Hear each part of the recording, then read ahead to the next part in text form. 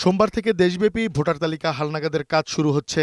বিশাল এই কর্মযজ্ঞ সম্পন্ন করতে নির্বাচন কমিশন ইউএনডিপির কাছ থেকে লজিস্টিক সহায়তা চায়। এরই অংশ হিসেবে ১৭৫টি ল্যাপটপ, ২০০টি ডকুমেন্ট স্ক্যানার ও ৪৩০০টি ব্যাগ নির্বাচন কমিশনের কাছে হস্তান্তর করে ইউএনডিপি।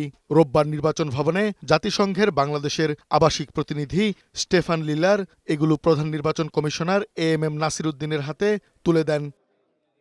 এ সময় বাংলাদেশের জাতিসংঘ আবাসিক প্রতিনিধি জানান, ইউএনডিপির এ ধরনের সহায়তা অব্যাহত থাকবে। নির্বাচন কমিশনের চাহিদা অনুযায়ী আমরা পর্যালোচনা করছি নির্বাচন প্রক্রিয়ায় কিভাবে সহযোগিতা করা যায় তাদের। রাজনৈতিক দল, সিভিল সোসাইটি সহ সব পক্ষের সাথে আলোচনা করছি। ভোটার তালিকা হালনাগাদে এসব সহযোগিতার পাশাপাশি সচেতনতা বৃদ্ধিতেও কাজ করবে ইউএনডিপি। প্রধান নির্বাচন কমিশনার জানান, ৬৫,০০০ তথ্য সংগ্রহকারী হালনাগাদের কাজ করবে। সাভারে কেন্দ্রীয় কর্মসূচির মাধ্যমে সোমবার এই কার্যক্রমের উদ্বোধন করা হবে। ইউএনডিপি আমাদেরকে এই লজিস্টিক সাপোর্টটা দিচ্ছে, আমরা তাদের কাছে কৃতজ্ঞ। পুরো ইলেকশন প্রসেসেও আমরা হয়তো তাদের সাহায্য চাইবো, সাপোর্ট চাইবো। তিনি বলেন, বর্তমান কমিশনের প্রতি সাধারণ মানুষের প্রত্যাশা বেশি।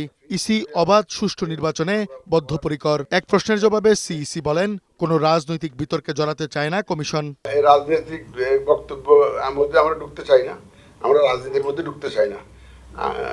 আমরা আইন কানুন বিধিবিধান সিস্টেমের মধ্যে থাকবো, একদম ক্লিন স্লেট। আমরা চাই যে একদম স্ট্রেট, যাতে সবাই একটা ফ্রি ফেয়ার গেম আমরা উপহার দিতে চাই। সব প্লেয়ার্স ক্যান প্লে ফ্রিলি। নির্বাচন কমিশনের চাহিদা অনুযায়ী ৪৬০২টি ল্যাপটপ, ফিঙ্গারপ্রিন্ট, আইরিশ ও ডকুমেন্ট স্ক্যানার, সিগনেচার প্যাড এবং ক্যামেরা প্রয়োজন হবে ভোটার তালিকা হালনাগাদে। কাজী ফরিদ, বৈশাখী সংবাদ, ঢাকা।